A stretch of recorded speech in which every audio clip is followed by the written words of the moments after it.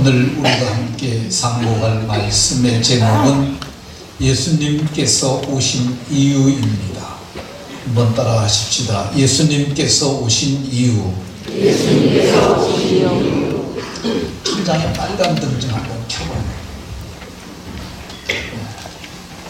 좀 이렇게 따뜻한 색깔로 매주 이렇게 켜십시다. 전기세가 좀 들어가더라도. 방송실. 하얗면 좀 차가워 보이죠, 그죠? 빨간색이 네? 네? 좋다고요? 네. 자, 오늘 말씀의 제목 한번 따라 하십니다. 예수님께서 오신 이유. 예수님께서 오신 이유. 네, 옆에 있는 분과 서로 이렇게 인사합니다. 복 빌어주면서 인사합니다. 말씀을 밝히 깨달으시고 말씀을 따라 사는 복이 있으시기 바랍니다.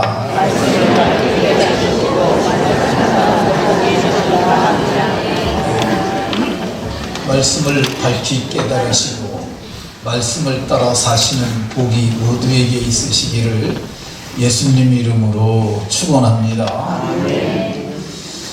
4월 초파일경이 되게 되면 성녀들이 절간에도 그리고 주변에도 부처님 오신 날이라고 하는 프랭카드를 덕지덕지 붙여놓는 것을 우리가 많이 봅니다. 여러분들은 그걸 볼 때 무슨 생각을 하고 보십니까? 저는 그걸 볼 때 이렇게 생각합니다. 거짓말하고 자빠졌네.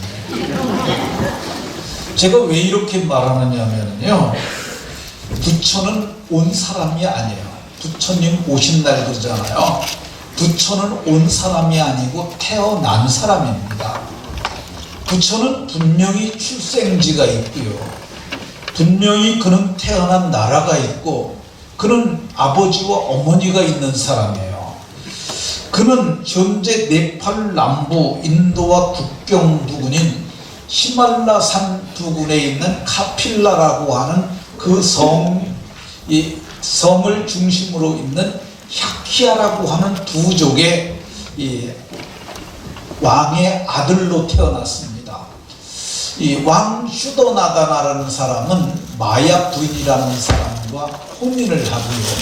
그래서 태어난 아들이 오늘 불교에서 숭상하는 석가라는 사람입니다.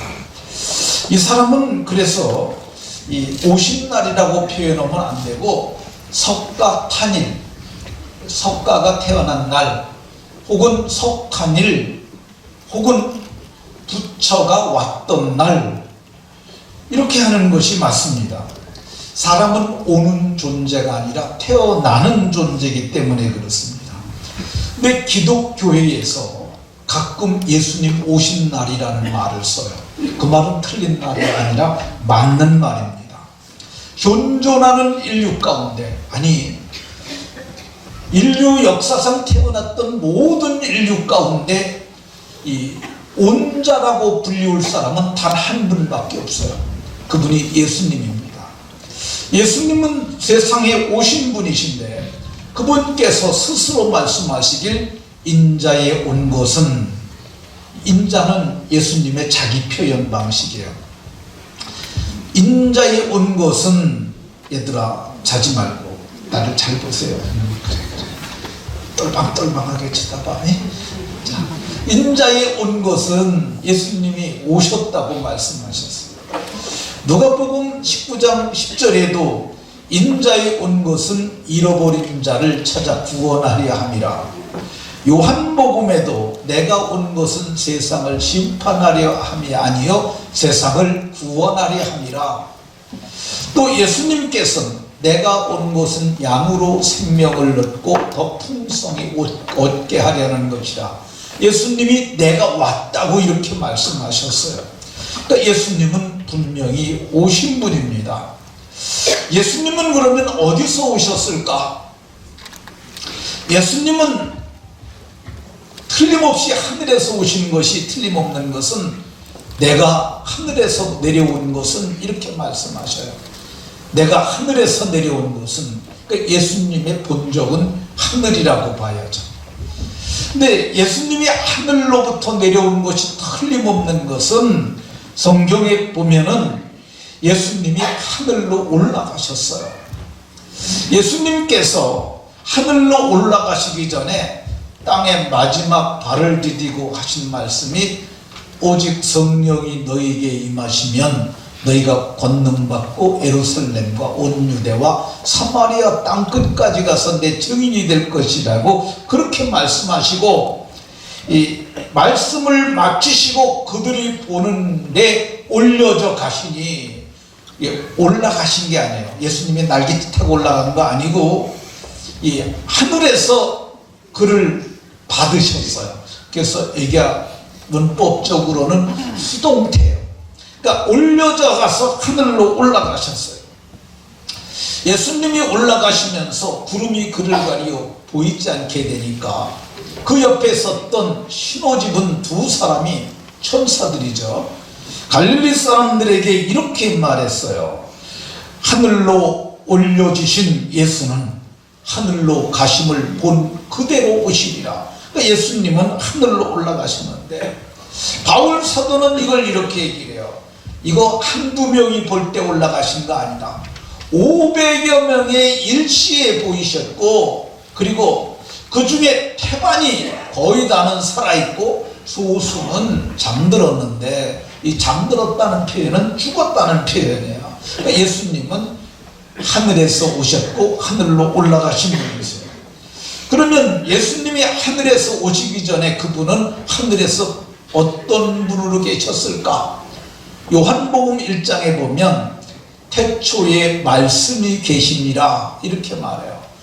이 태초라는 말이, 햇살아, 태초라는 말이 무슨 말이냐면은 시간이 시작되기 이전의 시간을 태초라고 그래요. 그때는 시간이 없어요.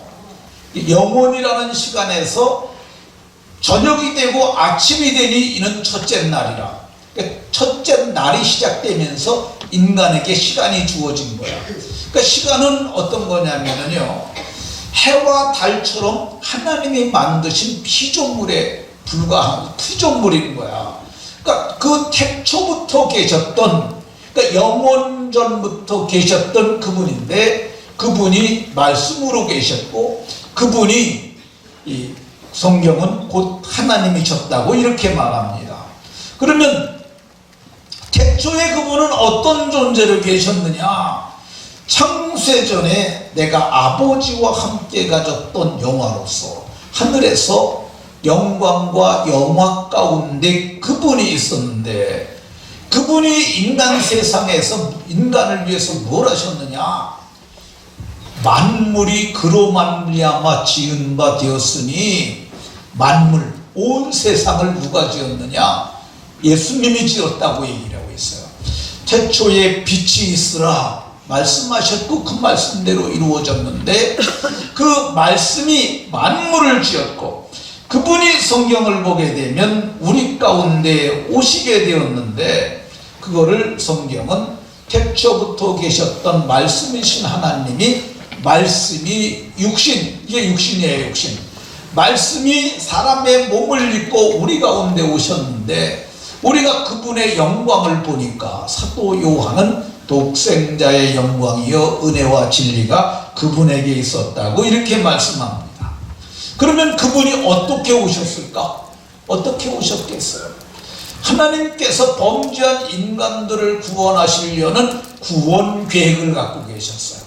그 구원 계획을 말씀하셨는데, 사람들에게 직접 말하면은 사람들이 그 말씀 듣고 죽을 수도 있기에 하나님께서 택한 사람들, 그걸 나비라고 그러는데 선지자야. 이 선지자들에게, 선지자들이 대면하게 하고 그 말씀을 그 입에게 주어서 그들이 말하게 하셨어요. 이 선지자의 예언대로 이 예수님이 오신 거죠. 구약 성경은 오실 예수를 말하고 신약 성경은 오신 예수를 말하는데, 구약 성경에 처녀가 잉태하여 아들을 낳을 것이요 그 이름을 임마누엘이라 하리라. 우리가 지난주에 살펴본 말씀이죠. 근데 예수님께서 어떻게 오셨을까? 이 사람의 모습으로 이 땅에 오신다는 것, 이거는 정말, 또 아기의 모습으로 온다는 것은 정말 힘든 거야. 높은 자리 있다 낮은 자리로 내려오려면 마음을 낮추고 낮춰야 돼요. 빌립보서에서는 이렇게 말합니다. 그는 근본 하나님의 본체시나 그는 근본이 하나님 자체시라는 거야.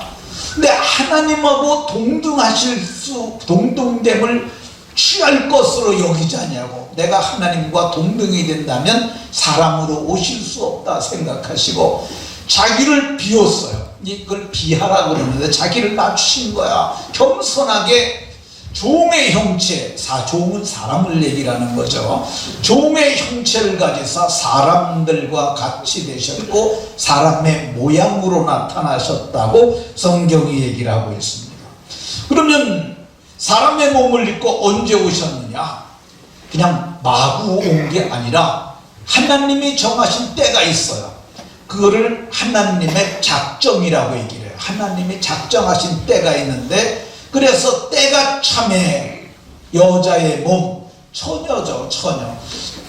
때가 참에 그 아들을 여자의 몸에 나게 하시고, 그래서 그분이 여자의 몸에 태어났을 때 그 이름을 천사가 가르쳐준 대로 요셉은 그 이름을 예수라 하였는데, 그 이름을 예수로 하신 이유가 뭐냐? 그건 선지자로 하신 말씀을 이루려고. 그 이름을 임마누엘이라 하리라 이렇게 하셨으니, 임마누엘이라 하리라 하셨어요. 누가 했어요? 선지자 이사야가 7장 14절에, 이사야 7장 14절에 그렇게 말씀하시고, 그래서 그분이 이렇게 사람의 몸을 입고 오셨던 것을 볼 수가 있습니다. 그러면 어떤 방법으로 실제 오셨을까? 예수님 오시는 일련의 과정, 누가복음에 보면 하나님이 천사 가브리엘을 택하셨어요. 가브리엘에게 말씀하셨어요. 너는 이 갈릴리 나사렛이란 동네 가게 되면 다윗의 자손 요셉이라고 하는 청년과 정원한 마리아를 만날 텐데 그에게 가서 말을 하라고 했어요. 그래서 마리아를 천사가 찾아갔어요. 근데 마리아가 천사를 보고 너무너무 놀랐어요.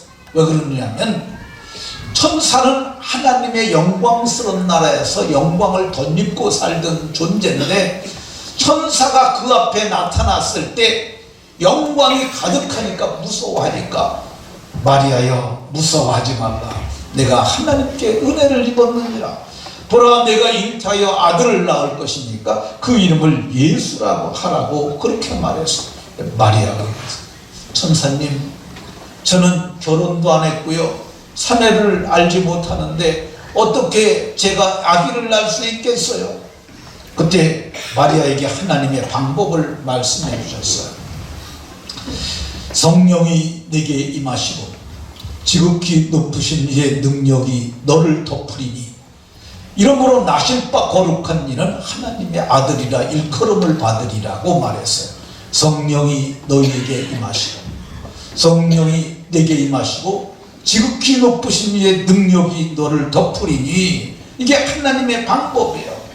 그러니까 그 말을 듣고 있던 천사의 말을 듣고 있던 마리아가 주의 계집종이여니 주의 뜻대로 내게, 주의 말씀대로 내게 이루어지게 하옵소서 그랬어요. 이번 번역은 주의 여종이라고 그랬는데 그렇게 자기가 승낙을 했어요. 그랬더니 그가 정말 성령이 그에게 임하시고 지극히 높으신 이의 능력이 그에게 덮임으로 그가 잉태하게 됐어요. 당시에 처녀가 잉태하면 어떻게 되겠어요? 불에 맞아 죽죠. 근데 이 정혼을 한 여자가 아기를 가지면은 그건 죽지 않아요. 왜 그러냐면 결혼식을 하지 않았다 할지라도 정혼을 해도 히브리 사람들은 아내로 인정을 해줬어요. 그러니까 정혼을 하고 잉태를 했어요. 이제 요셉에게 문제가 생겼죠. 보니까 마리아가 점점 배가 불러오는 거야. 마리아는 그걸 바라보고 있던 요셉은 의로운 사람인지라 내가 이걸 말하면은 마리아가 속상할 테니까 다른 남자가 생긴 모양이니까 내가 가만히 저와 관계를 정산해야겠다 그렇게 생각을 했는데 그날 밤에 주의 사자가 현몽해서 요셉아 내 아내 마리아 데려오기를 두려워하지 마라 저가 잉태된 것은 성령으로 된 것이라고 그렇게 말씀하셨어요. 그래서 데려와서 아기를 낳기까지 동침하지 아니하고 그 여자를 뱃속에 있는 아기와 함께 그가 잘 지키고 보호했어요. 출산일이 가까워질 때 로마 황제 가이사 아구스토가 이렇게 명령을 했어요. 모두 고향으로 가서 호적을 하라. 호적을 하라는 말은 우리식으로 얘기하면 죽는 옥중 갱신하라는 뜻이에요. 그래서 이 만삭이 된 마리아를 데리고 그가 다윗의 족속인 거로 유대 땅 베들레헴으로 가가지고 거기서 호적을 하러 가는데 사람들이 너무 많아서 여관에 있을 곳이 없었어요. 그런데 이 말을 치운 그 마구간에 거기시 괜찮은 곳이 있어서 거기서 그만 아기를 낳게 됐어요. 그래서 이 아기를 낳아 강보로 싸서 구유에 누였으니 이것이 하나님의 아들이 하나님께서 아들로 이 땅에 오신 그런 모습이에요. 이것이 우리가 영어로는 인카네이션이라고 얘기를 하고 좀 어려운 사자성어로는 도성인신이라고 해요. 하나님이 사람의 몸을 입고 오셨다는 표현이죠. 이게 논리로 이해가 되지 않습니다. 이게 이해하려고 그러면 이해가 되지 않아요. 자꾸 이상한 방법으로 얘기를 하는 사람들도 있는데 이게 하나님을 믿고 성령을 받으면 그냥 믿어져요. 이게 그냥 믿어지는 사람들, 이런 사람들이 복 있는 사람들이고 이런 사람들이 구원받은 사람들이며 이 사람들이 성령으로 잉태된 그 신비를 깨달은 성령의 사람인 줄로 믿으시기 바랍니다. 예를 들어서 하나 말하겠습니다. 예수님께서 너희는 나를 누구라고 하느냐 그렇게 물으셨어요. 베드로가 주는 그리스도시여 살아계신 하나님의 아들입니다 이렇게 말했어요. 그 말을 듣고 있던 예수님께서 내게 이것을 알게 한 일은 혈육이 아니라 내 아버지의 성령이라고 말씀하셨어요. 그러니까 이거는 성령이 알게 하시고 성령이 믿게 하시고 그래서 성령을 통해서 우리가 은혜를 입게 되는 줄로 믿으시기 바랍니다. 그러면 예수님이 이 땅에 오신 이유가 뭘까? 하늘의 영광을 버리고 동등됨을 취할 것으로 여기지 아니하시고 자기를 버리시고 종의 형체를 갖춰서 사람의 몸으로 이렇게 나타나신 이유가 뭘까? 오늘 우리가 봉독한 본문을 보면 섬김받으러 온 것 아니고 내 목숨을 많은 사람의 대속물로 주려 함이라. 대속물이라는 말은 아주 중요한 기독교의 중심 성경 용어예요. 대신 속죄하는 제물이 대속물이에요. 그러니까 예수님은 대속물로 죽으시려고 이 땅에 오신 거죠. 이 대속물은 속죄의 제물입니다. 근데 사람을 속죄하는 제물은 사람이어야 하는데 사람 중에는 죄 없는 사람이 없으니까 하나님이 그 아들을 보내셔서 그 아들에게 죄를 정해서 우리의 죄를 대속하게 하시려고 그 아들을 보내셨는 줄로 깨달으시기 바랍니다. 예수님이 대속하러 오셨는데 사람들은 눈이 가리워서 그걸 보지 못했어요. 그걸 본 사람이 하나 있는데 그게 세례 요한이에요. 세례 요한은 이 메뚜기와 석청을 먹으면서 석청은 야생꿀이죠. 하늘의 이슬을 맞으면서 들판에 살면서 기도했던 사람이에요. 근데 예수님이 자기에게 나오는 걸 보며 봐라 세상 죄를 지고 가는 하나님의 어린 양이라고 말씀하셨어요. 그러니까 예수님은 자기 죄 때문에 죽은 것이 아니라 이 세상 죄를 다 지시고 이 땅에 오셔서 대속하시려 하셨는데 그 하나님의 계획을 이렇게 말했어요. 나는 양을 위하여 목숨을 버린다고 말씀하셨고, 예수님이 마지막에 어디 가서 죽어야 하느냐면 예루살렘의 유월절 날에 죽어야 했어요. 그래서 예수님께서 말씀하셨어요. 내가 이제 마지막 예루살렘에 올라갈 것이고 마지막 유월절에 대제사장들과 장로들에게 붙잡히게 되고 고난받고 마침내 죽을 것이지만 장사된 지 사흘 만에 살아나리라. 근데 이 말을 제자들은 잘 알지 못했어요. 아니 지금 이렇게 잘 나가고 있는데 무슨 죽다니 무슨 말씀이셔? 그런데 예수님께서 이제 죽으시는 그 주간에 예수님께서 내가 예루살렘에 나귀 타고 들어가야겠다고 말씀하셨어요. 너 건너편 마을에 가보면 어미하고 새끼하고 나귀 2마리가 매이는 게 보일 텐데 애미 끌고 오지 말고 작은 거 새끼를 끌고 와라. 그러면 어떤 사람이 이거 뭐 하려고 그러느냐 묻거들랑 주님이 쓰시겠다 하라. 그러면 주실 것이다. 갔더니 정말 그랬어요. 그래서 그 나귀를 타고 왔는데 마태는 이걸 이 선지자를 통하여 하신 말씀을 이루려고 몽에 매는 짐승의 새끼를 탔도다 이렇게 말했어요.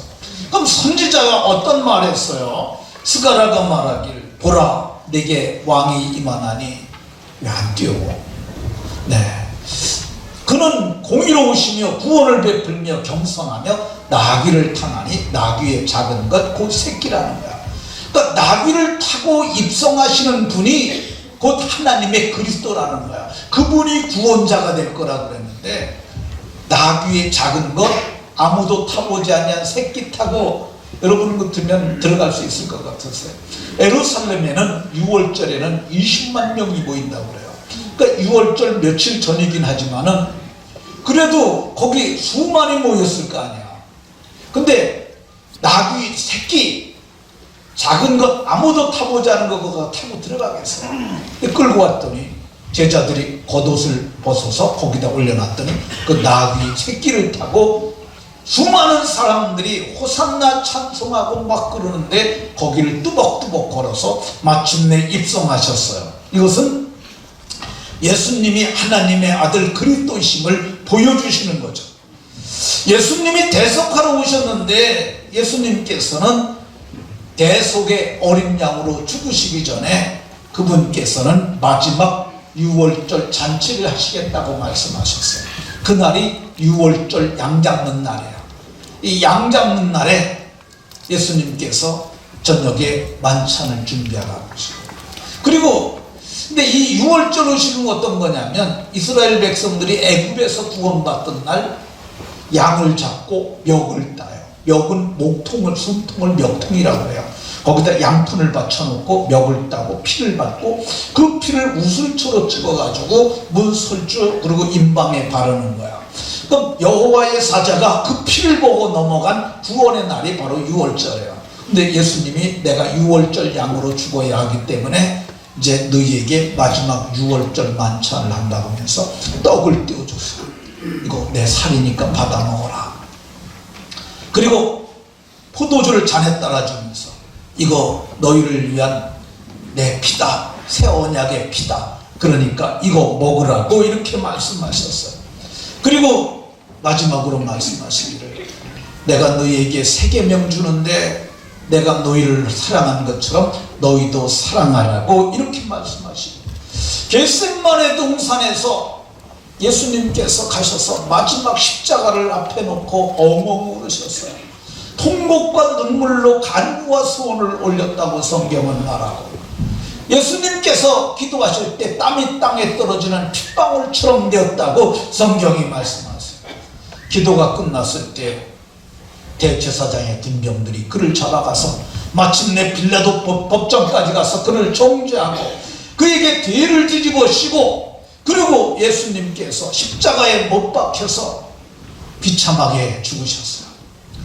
예수님께서 십자가에 비참하게 못 박혀 죽는데 다른 사람들은 7시간, 8시간 가서 죽는데 예수님 6시간 만에 돌아가셨어요.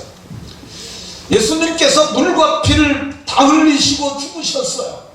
근데 마지막으로 예수님이 하신 말씀이 다 다 이루었다 그랬어요. 다 이루었다. 이게 장사꾼들이 쓰는 경제용어라고 해요. 다 이루었다라는 말은 다 갚았다는 뜻이에요. 경제용어로. 테텔로스타이는 내가 빚을 다 갚았다는 거야. 죄의 빚으로 말미암아 다 죽어야 가는데 온 세상의 죄값으로 자기 몸을 속량물로 내어주신 거야. 그래서 예수님은 내가 대속물로 주려왔는데 마침내 대속을 이루었다고 하셨어요. 디모데 전서에 보면 바울 사도는 자기를 대속물로 주셨으니, 자, 제 얘기를 잘 들으세요. 예수님은 우리를 대신해서 죄값을 다 지불해 주신 거야. 그러니까 이거를 돈을 냈다고 생각하면 돼요. 죄의 벌금을 다 내주신 거야. 그러니까 우리는 어떤 은혜를 입었어요? 이제는 우리는 석방된 거야. 그래서 지옥에서 석방되는 것을 성경은 속량이라고 표현을 해요. 그러니까 예수님은 우리를 대속하셨고 그 은혜를 인하여 저와 여러분들이 그의 피로 말미암아 속량 곧 죄사함을 받았는 줄로 믿으시기 바랍니다. 죄 용서함 받은 자들은 죄를 덮었기 때문에 죄 없다고 하나님은 인정하시고, 하나님께서는 우리가 이거를 믿는 그 순간, 예수님이 내 대신 죽으셨다는 것 믿는 그 순간 우리에게 아들의 영을 주셔서 하나님을 아버지라고 했어라. 하나님이 우리에게 아들의 영을 주셔서 하나님을 아버지라 부를 수 있도록 그렇게 은혜를 베풀어 주시고, 우리에게 어떤 은혜를 주셨느냐? 우리가 영적으로 출생해서 신령한 젖을 먹을 수 있도록 해주셨어요. 신령한 젖이 뭔 줄 아세요? 그게 하나님의 말씀이에요. 여러분들은 이 말을 들으면서 아멘 하잖아요. 세상 사람들은 뭔 말인지를 몰라요. 이건 그들이 먹을 수 없는 양식이에요. 그러니까 예수 믿음으로 우리가 하나님의 아들이 되고 신령한 젖을 먹게 해주시고, 뿐만 아니라 우리가 하나님으로 말미암아 다시 태어났으니까 하나님의 아들이 됐으니까 하나님의 성품인 신성한 성품도 얻게 하고, 그리고 예수의 피로 속량받았으니까 피가 생명이니까 우리가 영생을 얻게 하셨고, 그래서 우리가 사망에서 생명으로 옮겨지고 우리의 나라, 우리의 주소가 우리가 이제 하나님의 아들의 나라로 옮겨져서 영생하게 됐는 줄로 믿으시기 바랍니다. 성경은 우리의 주소가 육적으로는 우리가 대한민국 경기도 양주시, 저는 고암길 200번지에 사는데 다 여러분들 육신의 주소가 있잖아요. 근데 영적으로 하면 우리의 주소는 어디냐? 영적으로는 하나님의 아들인 거로 하나님의 나라인 줄로 믿으시기 바랍니다. 그래서 바울 사도가 뭐라고 했냐면 우리의 시민권은 하늘에 있다고 말했어요. 그래서 하늘의 시민권을 가진 사람들은 죽으면 영혼은 하나님 나라 가는데 육신은 아직 못 가잖아. 그게 마지막 날 그리스도께서 천사장의 호령과 나팔로 강림하시는 그날에 우리가 어떻게 되느냐? 우리가 생명의 부활을 하고 그분의 나라에 들어가게 될 줄로 믿으시기 바랍니다. 그럼 이렇게 예수님이 대속하심으로 우리는 속량, 지옥에서 석방받았으니까 우리가 어떻게 살아야 될까? 우리를 구원하신 분을 알고 믿어야 돼요. 그래서 점점 자라나서 온전한 사람이 되어야 하는 줄로 믿으시기 바랍니다. 온전한 사람이 어떤 거냐면, 온전하다는 말이 재물을 일컫는 표현이에요. 그러니까 하나님이 받으실 만한 그런 삶을 날마다 살아가야 하고, 그리고 우리가 우리를 위하여 대속하시기 위하여 오신 그 예수님의 성탄을 알려줘야 돼요. 하나님이 우리에게 아들을 보내주셨단다, 이걸 알려줘야 돼요. 누구에게 먼저 가르쳐줘야 되겠어요? 누구에게? 내 남편, 내 아내, 내 가족들에게 이거 알려줘야 돼요. 집에 있는 남편 구원받게 하려면 어떻게 하면 되겠어요? 예수 믿어! 이러면 되겠어요? 교회 가자! 이렇게 한다고 오겠어요? 그러니까 성경은 뭐라고 그러냐면 그렇게 말로 하지 말라고 해요. 어떻게 하느냐? 베드로 사도가 너의 속에 있는 속 사람의 온유함으로 섬기는데, 그게 요즘 말로 얘기하면 남편을 엄청 잘해줘라 이거야. 엄청 잘해줘라. 그러니까 남편을 엄청 잘해주는데 뭘로 잘해주느냐?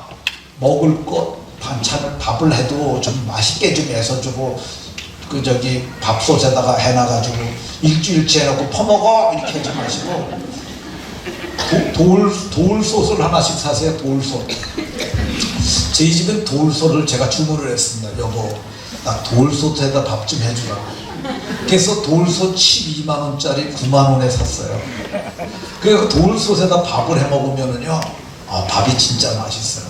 그리고 이것저것 잘해주는 거야. 옷도 좋은 거 해주고 다 그냥 빨아서 입을 수 있도록 그냥 양말도 뭉태겨 챙겨 신어 이렇게 하지 마시고, 그렇게 어쨌든 정성으로 해주면서, 그리고 말을 잘해야 돼. 여보, 내 일생에 행운이 있다면 당신을 만난 거예요. 그 당신하고 사는 게 너무 좋다고 얘기를 해줘요. 그러면서 나는 천국 가는데 당신 지옥 가면 어떡하죠? 좀 울어도 돼, 울어도. 그러면서 이번 성탄절에 한번 같이 가주자. 일주일만, 김남순 권사님, 그렇게 일주일만 하시면 길재님이 나오시겠어요? 나오시겠어요? 딸들에게도, 아들들에게도 예수 믿게 해야 합니다. 이 복음이 전승돼야지. 나는 천국 가는데 자식이 지옥 간다면 그 얼마나 비참한 일이에요. 제 생각에는 그래요. 자식들이 교회 나오게 하는 거 여러 가지 방법이 있겠는데, 그 중에 하나가 저는 재산을 좀 주라고 얘기를 하고 싶어요. 출가한 사람들한테 뭐 5만원, 10만원, 뭐 100만원 이렇게 주지 말고 불러놓고 얘기를 해요. 내가 이 돈을 가져가겠냐? 너한테 줄 건데 난 네가 세례받으면 한 5천만원 정도 주겠다. 생각을 해보세요. 세례받으면 5천만원 준다는데 6개월만 다니고 1년째 되면 세례받잖아요. 그리고 집사가 되면 내가 1억 주마. 권사 되면 1억을 더 주마. 그럼 헐만하지 않겠어요? 근데 권사쯤 되게 되면 교회가 그래도 검증을 하지 않겠어요? 믿음이 생기죠. 그러니까 장로 되면 내가 2억을 주마. 그렇게 해서 2억을 줘서 장로가 된다면 헐만하지 않겠어요? 그리고 여러분들 도루를요, 죽기 전에 주시는 게 좋을 것 같아요. 제가 보기에는. 그러니까 죽은 다음에 주는 건 주는 게 아니야. 그건 뭐냐면 법에 의해서 나눠 갖는 거지 아버지가 주는 거 아니에요. 주는 건 살았을 때 명료한 정신을 가지고 논아주는 거죠. 그 자식들도 그래요. 좀 아버지가 좀 내가 뭘 좀 헐만할 때 줘야지, 아버지 죽을 때 나도 할아버지 돼 있으면은 그 뭐래 그걸.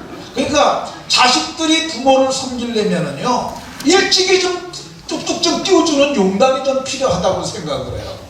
저는 그렇게 한다면은 자식들이 좀 예수 믿지 않겠어요?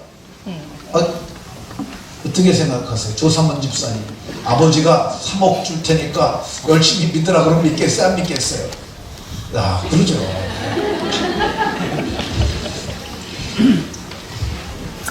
가족들에게 전하는 것으로 끝이지 말고 성령 받으면 복음의 증인된다고 그랬으니까 이웃들에게도 가서 전하고, 그리고 한 걸음 더 나가서 모든 민족을 제자로 삼으라고 그랬으니까 국경을 넘어서, 그래서 내년 교회 설립 20주년인데 우리가 선교사 파송하려고 준비하고 있습니다. 그래서 우리가 지금 잘 준비하고 있는데 하나님께서 허락하시면은 잘 되리라고 생각이 됩니다. 어떤 장로님께서 우리 선교 비전에 공감을 하시고 5천만 원을 헌금을 하셨어요. 그래서 그거 가지고 선교센터 준비하려고 내가 생각하고 있습니다. 그리고 우리가 사는 날 동안 어떻게 살아야 되느냐, 저는 이 말씀을 좋아해요. 로마서 5장 2절. 우리가 믿음으로 서 있는 이 은혜에 들어감을 얻었으며, 은혜라고 하는 큰 문이 있는데 이미 우리는 그 은혜의 문을 통과한 사람들이고 하나님의 영광을 바라고 즐거워하느니라. 그러니까 이게 신령한 이 즐거움이 삶을 지배하게 되면 인생이 즐거운 거예요. 몸이 늙게 되면 머리카락도 빠지고 다리도 이게 관절도 아파서 쩔뚝댈지라도 하나님의 영광을 내가 바라며 함께 누릴 것을 바라며 내가 즐거워한다. 영광스러운 즐거움이죠. 이 영광스러운 즐거움으로 날마다 즐거워하며 믿음으로 성탄의 복을 누리는 복이 모두에게 있으시길 예수님 이름으로 축원합니다.